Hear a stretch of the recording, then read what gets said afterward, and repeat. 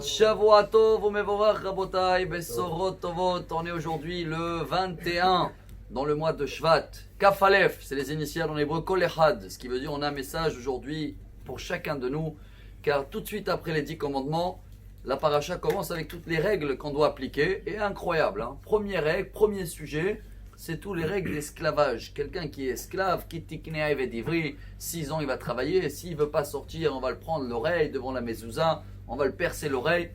Apparemment, ce n'est pas d'actualité.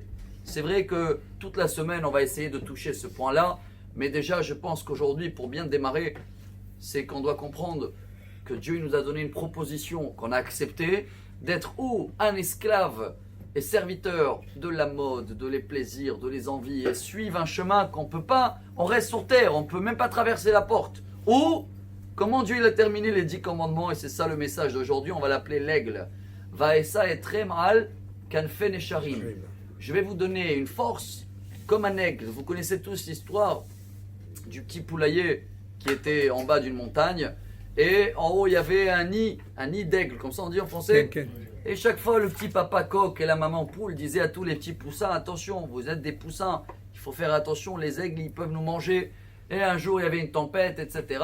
Et un petit œuf de nid des aigles est tombé dans le poulailler. Bon, ils croyaient, maman, papa poule, que c'est un œuf normal. Après les 21 jours, il n'y a rien qui sort. Bon, ils patientent un peu.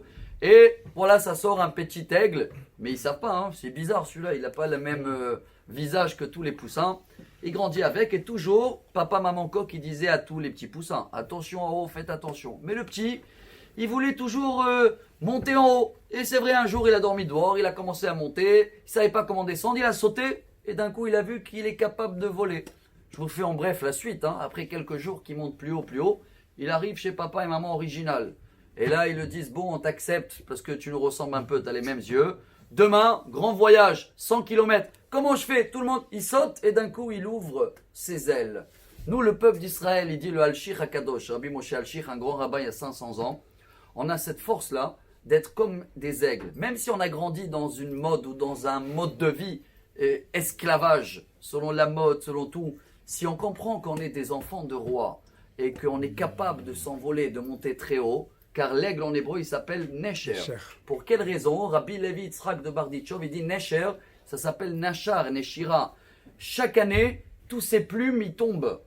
Et le roi David dans le Télim 103, il nous apprend on doit se renouveler comme l'aigle. Tellement il vole haut que le soleil il le brûle, et il crame ses plumes, qu'une fois par an, il tombe et il se renouvelle. Mais ça a une condition.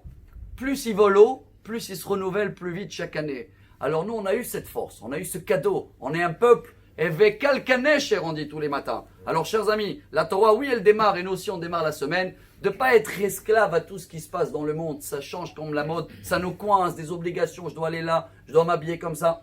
Mais quand on devient des aigles, et on a cette force, et on décide de se connecter avec Dieu, alors peu importe si on a grandi dans un poulailler, chers amis, on est capable de voler, on est capable de se renouveler tout le temps. Et c'est comme ça que Bezrat Hashem, on arrive au top niveau.